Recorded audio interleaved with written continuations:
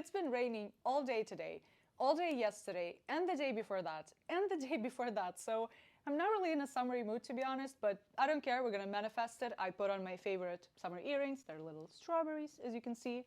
I put on my favorite summer knitted top, and I'm here to discuss my summer knitting plans. They are realistic plans, I might add, and I really hope that this will help you choose your own projects for the summer and maybe inspire you a little bit, or we can have a little chat if you're by any chance knitting the same patterns as I am. So please grab a drink, grab your knitting. I hope it's not raining wherever you are, and let's get started. Before we begin, please consider subscribing so you don't miss my future videos.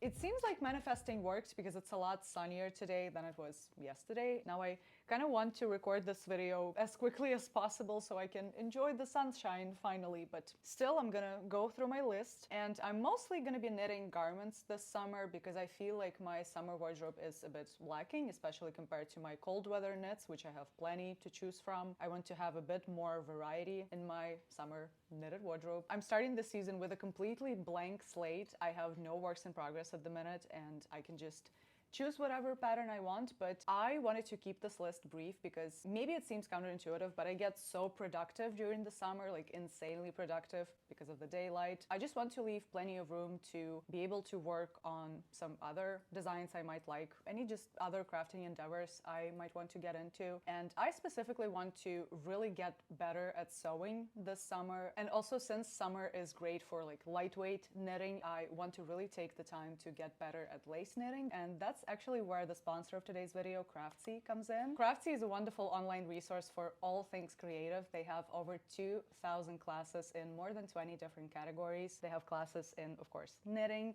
sewing, crochet, quilting, painting, you name it, they will have something that will interest you. And Craftsy is great for any skill level and any interest. It doesn't matter if you're a beginner or a more advanced crafter. They always add new classes to keep you coming back for more. I was so excited when they reached out to me because I love online classes. They're my favorite way and like format to learn because you can always learn at your own pace. And I almost gasped when I saw that they have a class by Nancy Bush called Estonian Lace Explained. She goes into so much detail about the history of Estonian lace and different construction methods and different techniques you can use. It's just fascinating to me. She breaks it down into such doable and understandable steps that I finally, after all these years, learned how to knit noops, and I can't wait to sit down this weekend and finish the class and finish my little sampler. Hopefully by the end of this summer I will have a full knitted Estonian scarf that I can call my own, which I'm really excited about. And I'm also exploring their sewing classes. They have too many to count, everything from drafting, finishing, how to operate a serger, how to operate a sewing machine. It's just incredible how much variety in terms of classes and topics they cover. And if you want to explore Craftsy, you can follow the link in the description because the first 1,000 of you to click the link will get a full year of Craftsy premium membership for just $1.49.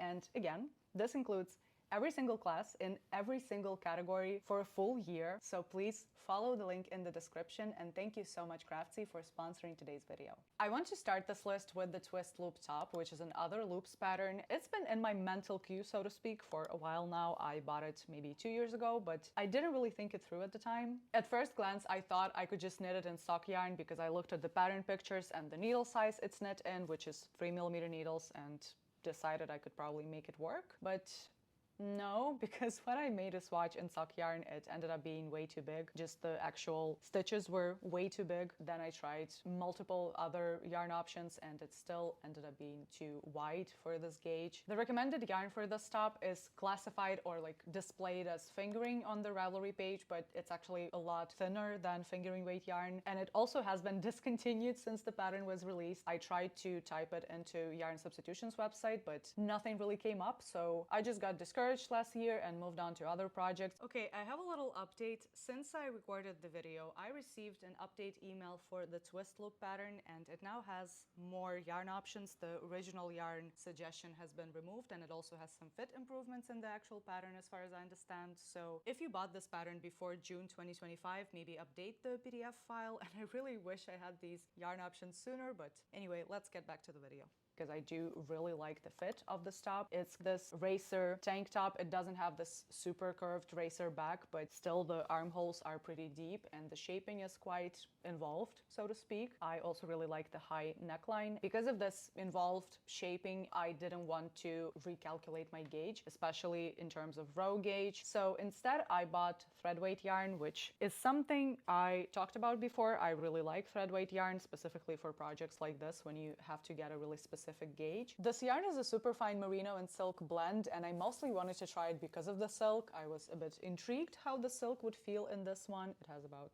30% of silk. Unfortunately, there's no info on the band inside it. It just says that it's 1400 meters per 100 grams, which is standard for this sort of yarn, and that the color is called steel. In terms of meterage, these sorts of yarns usually go from 1000 meters per 100 grams to about 2000. Sometimes it's even thinner than that, but it's really specific machine knitting yarn usually. You can apply it into whatever weight you need, which can get quite inconvenient because first of all, it's easy to get it tangled and you have to work either with multiple cones or you have to cake it up multiple times until you get to the weight you need, which can be really time consuming. Although a big plus of these sorts of yarns is that it's pretty much the easiest way to get a more luxury composition for cheaper. These yarns are mostly like factory leftovers or dead stock, or it's the same yarn you get in a store in like a ball but still in a cone state, so a lot of options for different like cashmere yarns and silk yarns. But at the same time, because these yarns are usually either dead stock or discontinued or factory leftovers, you need to know in advance what you will be knitting from them, like before you buy them. At least in my opinion, I would never just buy thread weight yarn because I felt like it looks cute. This is instant yarn chicken material and I don't recommend it. I have been burned a lot by not having enough thread weight yarn for my project, so don't do it, especially if you're a beginner. Maybe stay away from this yarn until you're a bit more comfortable with like selecting different quantities and like making these calculations. And if you're not a project-based buyer of yarn, I would also avoid cone yarn because it's easy to get stuck with a quantity you don't know what to do with. My advice is to buy it only when you have a specific project in mind. For example, like me with the twist loop top. I can't wait to finally start knitting the twist loop top. I think it's going to be a great layering piece, or like the base layer for outfit layering. I'm not that good at like fashion and style stuff, I'm so sorry. I usually wear shirts over my tank tops during the summer. I like to have my arms covered. I think it's gonna be great, and because it's in this steel or like silvery heathery color, it would be really nice to contrast it with my golden jewelry I usually wear. It's not actually gold, it's like gold plated at most, but I think it'll be really stylish once I finally get to knitting it. And to be honest, even though I went on a bit of a tangent about this cone yarn, I now don't really know if I'm gonna knit the twist loop top from this yarn specifically, because there was a slight change of plans. I went recently to my nearby thrift store and picked up this cashmere cardigan, which is unfortunately torn in a couple of places, and it doesn't seem to have any moth damage, but I quarantined it anyway and froze it for a couple of days. This is 100% cashmere. It's super soft, and I don't think I'm gonna wear it as a cardigan because it's a bit too small for me. Usually things like this are picked up really quickly at our local thrift store, but because this one is torn, nobody wanted it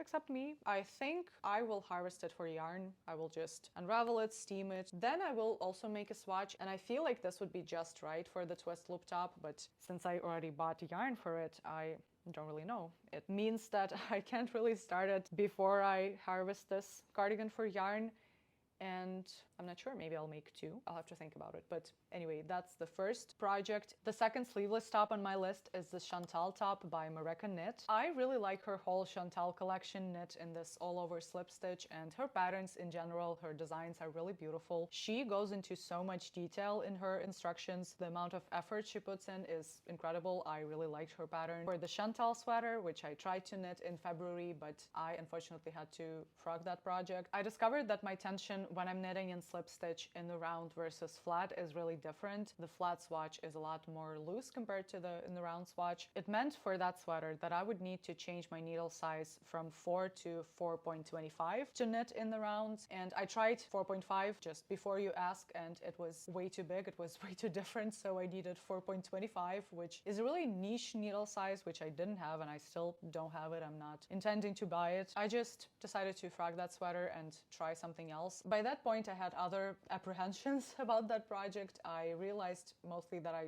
just don't like saddle shoulders on me. They look really droopy. They're not worth the hassle with the ends you have to weave in and all of the different pieces you need to like assemble. On the other hand, I do really like this kind of mock saddle shoulder construction method. For the life of me, I can't remember what it's called. Please let me know in the comments. I'm thinking about set in sleeves, but I'm not sure that's what I'm talking about. Anyway, it's featured in the puff tee, for example, or the Aris sweater from Petiteknit. You do basically the same amount of increases as you would do for a raglan, but instead of doing 8 increases every second round, you do 4 increases every round. And instead of doing them like along the raglan line, here you actually increase here along the shoulders. That construction is great. It's seamless. You just do all of this in one piece and you don't have all of these annoying ends to weave in. It actually looks more flattering, at least I think so. I just said goodbye to the Chantal sweater.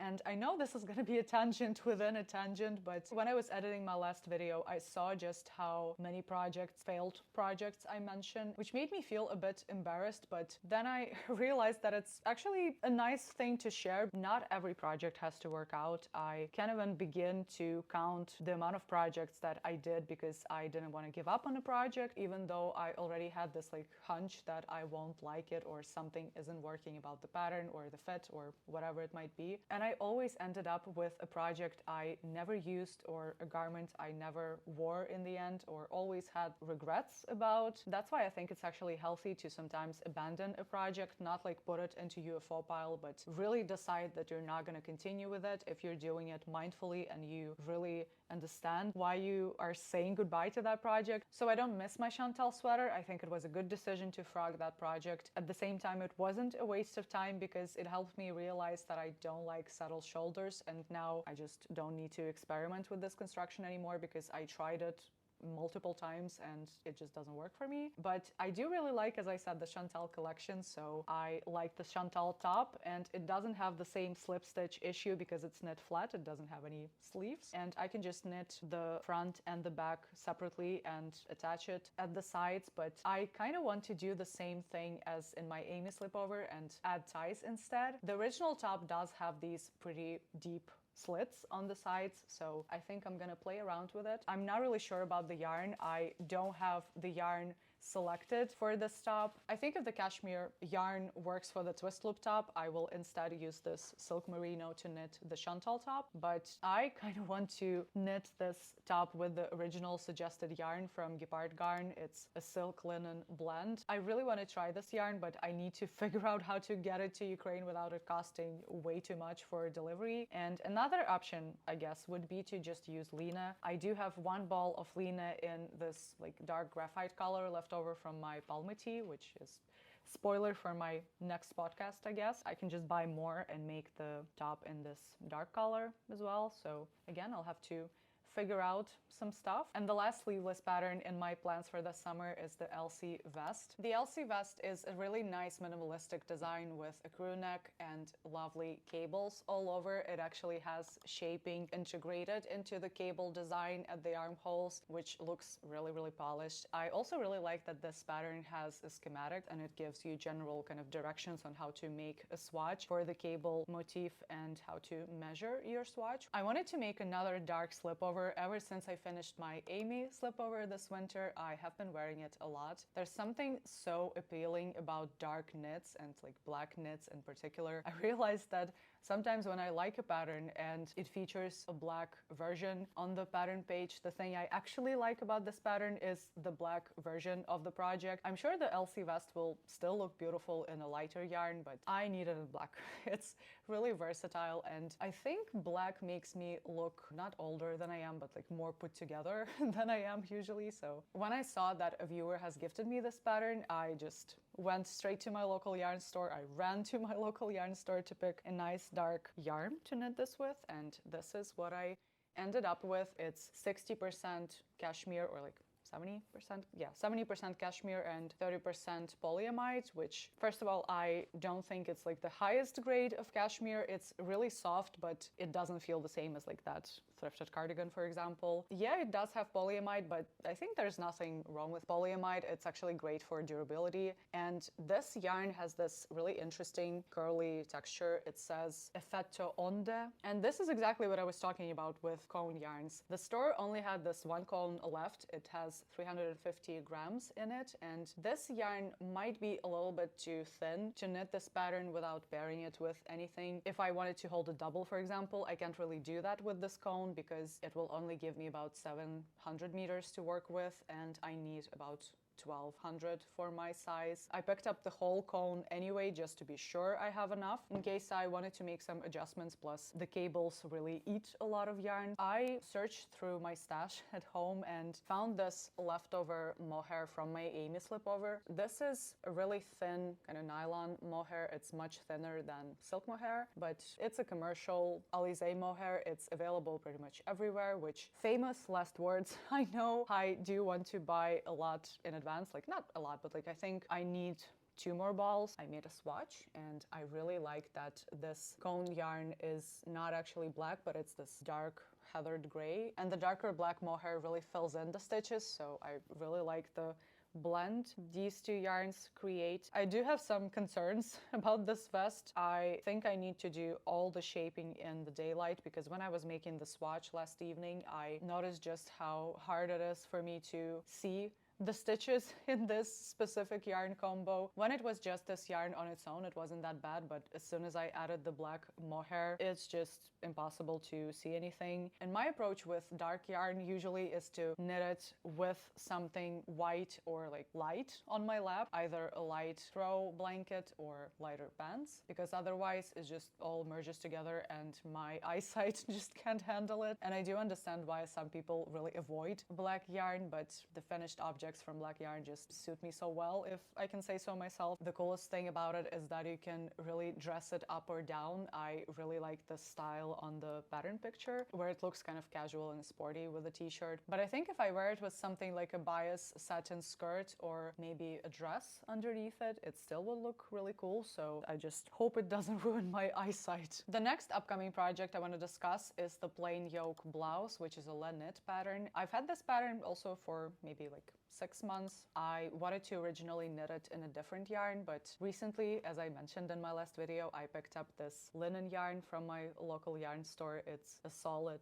hand-dyed linen. The gauge was just perfect for the plain yoke blouse, so I decided to make a summer version. As I said, I really like to wear longer sleeves in the summer. It kind of protects me from direct sunlight. There is a short-sleeved version of this pattern called the plain yoke tee if you want to check it out, but since I already had the pattern for the long-sleeved version, and I would prefer this garment to have long sleeves anyway, I decided to just use the pattern I had. This blouse is knit on 4mm needles, and it's intended for mohair originally. It's like 2 strands of mohair held together, but I'm going to be using linen. It actually features 2 versions of the instructions in the same pattern. It has a novice version, or like beginner friendly version, with no shaping in the circular yoke. The other one is with the German church shaping at the back to kind of raise the back at the neck a little bit. And to be honest, I think I would actually raise the back even higher than suggested in the pattern. For example, this t-shirt is also a circular yoke linen pattern, and even though I did add shaping right there at the shoulders at the back, it still kind of rides down. I feel like it's a little bit uncomfortable. I love this t-shirt, don't get me wrong, but sometimes I need to like adjust it, and I think just a couple extra rows of German church shaping would actually fix this issue. So I think that's what I'm gonna do with this top, just to not kind of regret it afterwards. And there is one more kind of lightweight top, summery top I want to talk about, but there's actually nothing light about the knitting of this top, and this is going to be my vintage blouse, which I talked about last time, a vintage 1940s pattern from Patons. I wanted to thank everybody for their suggestions on how I can kind of structure the actual knitting of this top, so I can knit the body in panels to block it before seaming it up, but still knit the ribbing in the round, because I think ribbing in the round always looks much neater than when you knit it flat. So after going through all the suggestions, I think what I'm going to do is to start knitting the body bottom up and the sleeves bottom up without the ribbing, but start with a provisional cast on, and then after I already block the pieces, I would continue knitting the ribbing from this provisional cast on top down. I briefly considered starting with the ribbing and then knitting the body separately and just do a Kitchener stitch, but it just seems too complicated. I mostly wanted to do that so I don't have to cast off the ribbing stitches, because I don't know why, but I had this like set idea in my mind that I will have to do an Italian bind off, which on 240 stitches and 2mm needles sounds like a nightmare.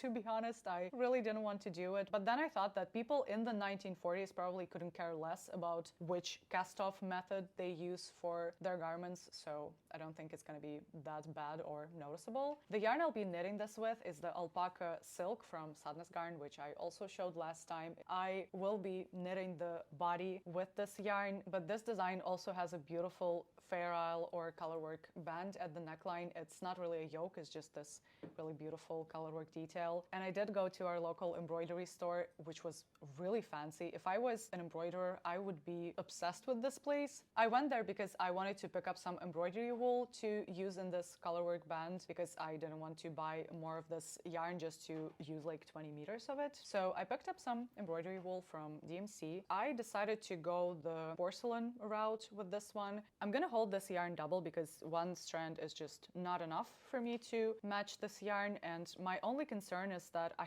really hope it doesn't bleed. It would be such a shame if I ruined this pearly color after all the work I would do. I also had a really funny interaction at that store. I went there, you know, with my little swatch ready to pick out the embroidery wool that will match my yarn, and I went up to the counter and I was like, "Hi, I'm knitting this," at which point the lady just cuts me off and she's like, "We don't have anything for knitting here."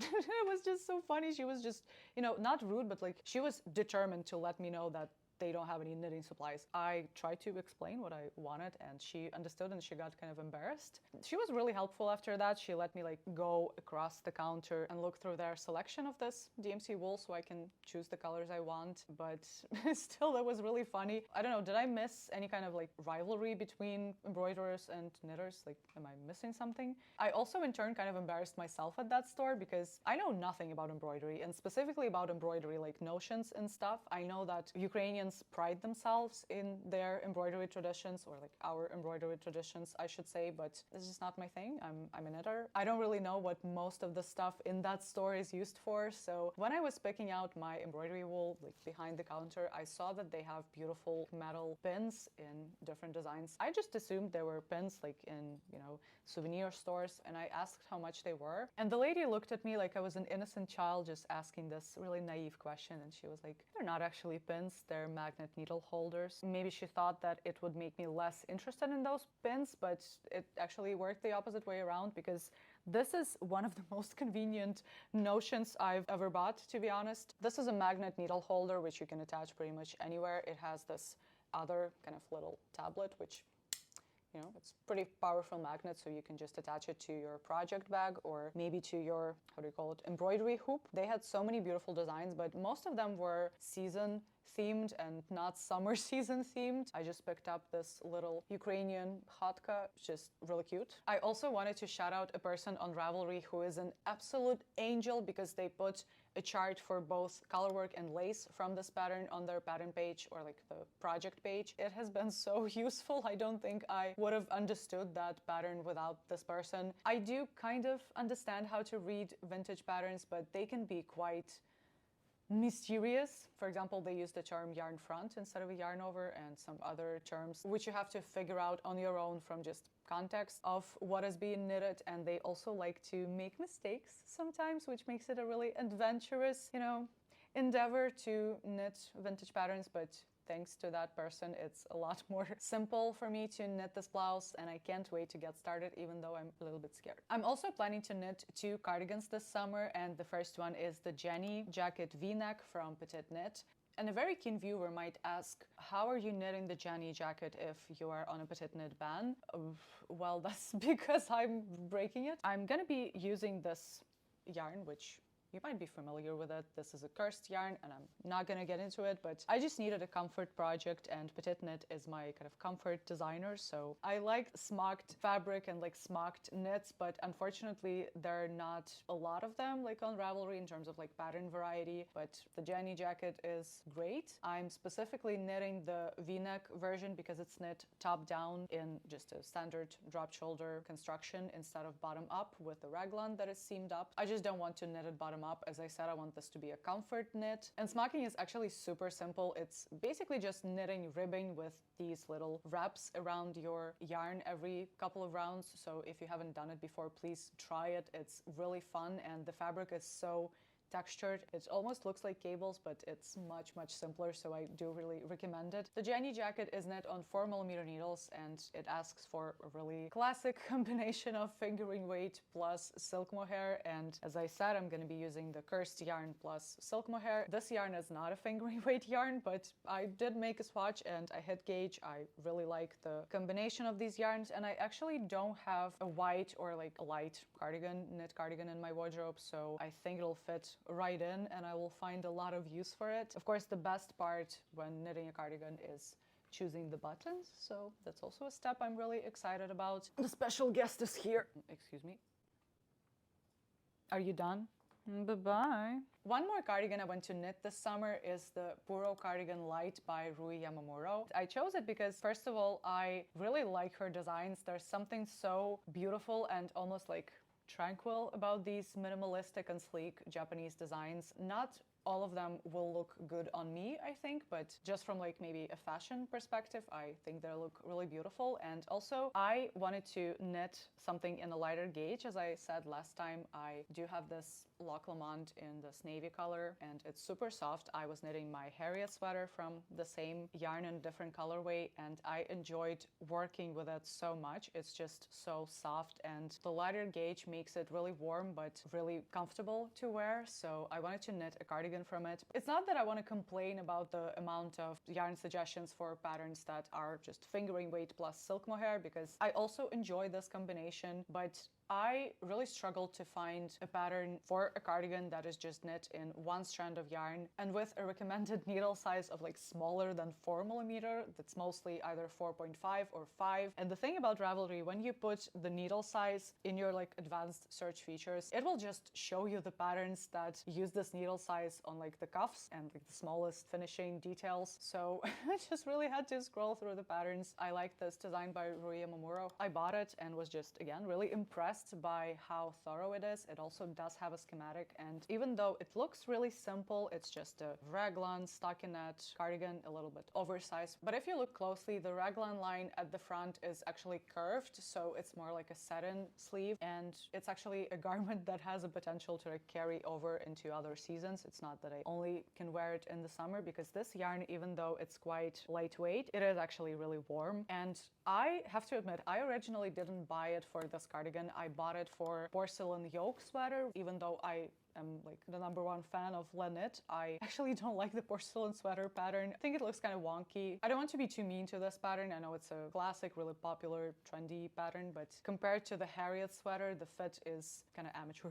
I don't know, I'm really sorry. But the concept and the colorwork motif itself is super pretty. So when I saw that there is a circular yoke version of the same pattern, I was really interested. I wanted to knit it in this Loch Lomond yarn with this beige Semilla Melange as my contrast color, and sort of invert the main color and the contrast color, which in the original pattern is of course white as the main color and blue as the contrast color. But then I wasn't really sure about that idea, if it's a good idea or not, because I think still the main appeal of this pattern is the color combo. So if I just use completely different colors and change the dark and the light color around, I will just ruin it. Maybe I have to do a swatch and see, but I already decided that I will actually make the Puro cardigan. And just a side note, there are two different versions of the Puro cardigan. One is for worsted weight yarn and one is for DK weight yarn, which is the one I'm going to be knitting from. I think a basic, sleek, slightly oversized cardigan will be a much better use of this yarn than trying to kind of experiment with the porcelain yoke sweater, which I still want to knit maybe someday, unless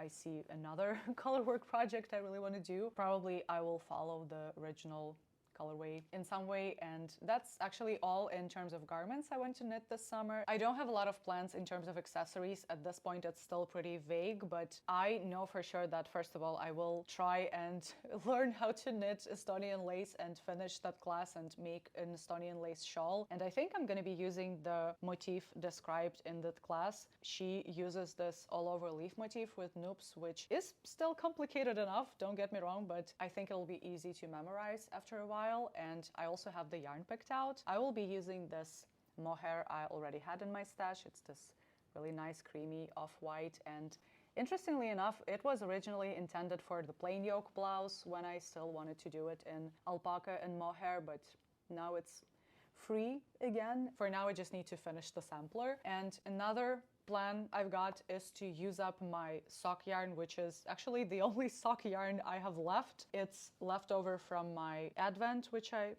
gifted to myself in December. This yarn just needs to go. It needs to become socks. I know that a lot of work goes into sock patterns, but since I made this very simple calculation of how I need to knit socks for myself, I don't really see the point in paying for sock patterns unless they have some involved color work or some really interesting design features. So I don't know, maybe it'll sound insensitive, but I was looking through free patterns for this, and the one that appealed to me the most in terms of its like stash busting capabilities was the color palette socks. It has this twisted rib kind of ridge in between the color changes, but actually I might use a different stitch, maybe a pearl bump, because I feel like it protrudes too much. The funny thing is that I would probably have to purchase a solid color sock yarn to use up these mini skeins. I have this green or like pistachio one left over, but I don't think it will look good with every colorway in this bundle. I think it'll look too scrappy, so I'm gonna probably pick up a white yarn to knit the toes and the ribbing from and do the ridges from. I also really like to knit socks in the summer. They're really portable and they're really convenient to knit on the go. I have a small project bag which I knit that is specifically for socks. It's always in my bag during the summer, even though I'm not actually a prolific sock knitter. Also, I know that in my spring video I mentioned my market bag, which I'm planning to make a pattern for still, but I feel like I need more time to look into different yarn combinations I can use for this. I do want to make kind of a sample from just one strand of Lene in this beige color, but I also am really interested in this yarn from Isair called Japanese cotton. It's specifically great for pairing with other yarns, for example with raffia or with cotton, and it's supposed to provide a lot of structure to baskets and bags. I really want to see how it will behave in a pattern like this where it needs to be a bit stretchy. I can try and write it down just for Yarn Art Creative. It's a Turkish yarn and it is available here in Ukraine at least, but I'm not really sure about places like Denmark, you know, and I'm not really that familiar with different substitutions. I tried to knit this pattern from a mercerized cotton, but it's not the same. It needs to be more matte for it to not be like so slippery. If everything goes well and I find a store who can deliver Isair and Gepard garn preferably to Ukraine, I would get more productive in terms of like making this pattern come to life. But if not, I will see if I can use Lene as my recommended yarn. Then it will be available for testing. But unfortunately, even though I know it's summer, I know it will be really convenient now. I'm just not there yet, and I do have a full-time job, so yeah, we'll have to wait. And last but not least, I have a yarn which I'm planning to use this summer, but I don't have a pattern picked out yet, and I think it should become a shawl. And this is a dyed leftover yarn from my silk dress, which I was knitting last year. And unfortunately, I'm not wearing that one a lot because the shaping issue or like lack of shaping is really bothering me. I did have some yarn left over from it, and because that color was just too much for me after working on that dress for like 4 or 6 months, I really wanted to dye it. But since I don't know how to dye myself, I reached out to Ira, who is actually a dyer for these mini skeins. She agreed, but I didn't know which color she would dye it in, and I received this really beautiful rust colorway. And she did warn me that since this is a 100% Moorats silk, it might not accept dye in the same way as cotton or wool would, so she wasn't really sure about the result, and I needed to be ready to just say goodbye to this yarn if it doesn't work. But it worked, and I was holding on to it to start knitting a nice summery shawl. I do have a few contenders. There are like 3 patterns I'm choosing from, but there is actually a secret option number 4. Let me pull it up. This book is in Ukrainian because I picked it up at a local bookstore, and I wanted this one for years. It's by Hitomi Shida, and it's a classic. You probably know about this one, or at least you saw some of the patterns and charts from this book. Sometimes they're illegally shared online, unfortunately, and the quality of the chart gets worse and worse with like every single screenshot people take. But anyway, I decided to buy the actual book. It's very well made. It has beautiful designs, which I'm not sure how to show to you without like showing the actual chart. It's just full of these intricate Japanese designs. These ones are colors, but these are one of the few pictures where there are no charts on the actual pages. And I think what I'm gonna do is just use some of these stitch patterns to come up with my own shawl, which I'm not going to be claiming is my own design, but I think it would be a fun sort of exercise to try and design it myself based on this book. I think this is going to be my plan of action for this beautiful silk yarn, and unfortunately it's not enough to knit a summer top or a garment or something like that. I can't wait to see it knit up finally, and I really like the mystery aspect of it, the fact that I didn't know that it's gonna be this color, and Ira just dyed it for me, so that was really kind of her. And I think that's actually all I wanted to discuss in this one. Thank you so much for spending this time with me. I really hope I will see you here again for my future videos. Please let me know in the comments, what are you planning to knit this summer, and if there are any patterns overlapping between my plans and your plans, let me know. And as always, if you like this video, please subscribe, and I will see you in the next one. Happy summer!